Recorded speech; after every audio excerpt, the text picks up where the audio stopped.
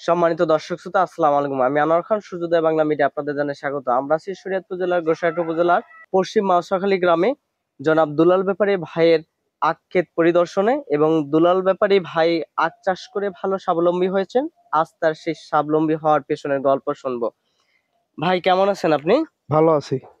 আপনি আখ চাষ করেন এবং এই আখটা বাজারজাতকরণ আপনি নিজেই করে থাকেন, আমরা শুনতে পেলাম। সেক্ষেত্রে আপনি আখ চাষের সাথে আজ কত বছর যাবত সম্পৃক্ত?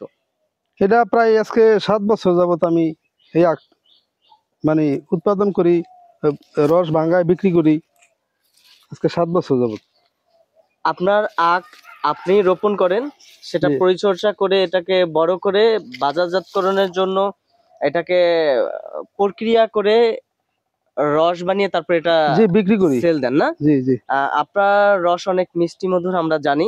জি সেক্ষেত্রে পাবলিকের কেমন সাড়া পান আপনি? পাবলিকও মোটামুটি ভালো পাবলিক। আমার কাছে তো কাস্টমার, যথেষ্ট কাস্টমার। যেমন আমি গরুহাটের রস বেশি, আমার গরুহাটে গাড়ি আছে ধরেন 8টা গাড়ির ভিতরে আমি সবচেয়ে বেশি বেশি না প্লেয়ার।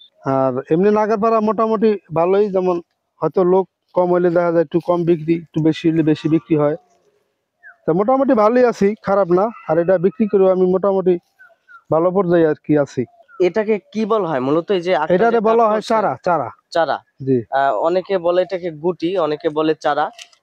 এই চারাটা লাগানোর জন্য, চারা রোপণ করার জন্য জি মূলত এভাবে আখ কাটতে হয়, এবং জি আখ কাটার পরে এটারে কিভাবে প্রক্রিয়া করতে হয় এবং কেন এভাবে কাটতে হয়, এবং আখটা অনেক সময় দেখি যে আখের আগা মানুষ লাগায়, এবং জি ওই আগা এবং এইটার মধ্যে পার্থক্যটা কি? মানে ওই যে আগা আর হইলো এটার মধ্যে পার্থক্য হইলো, মানে এইটা আপনার ওই ইয়াটা বেশি ছাড়ে। মানে আগের যে একটা মানে আগটা বেশি হওয়ার উৎপাদন হইলো এই আগাটা লাগানো। আর যেটা আগ কাইটা লাগায় ওইটা আপনার অতটা হয় না, কিন্তু এইটা উৎপাদনটা বেশি হয়, যার জন্য এটা কাটিয়া লাগানো।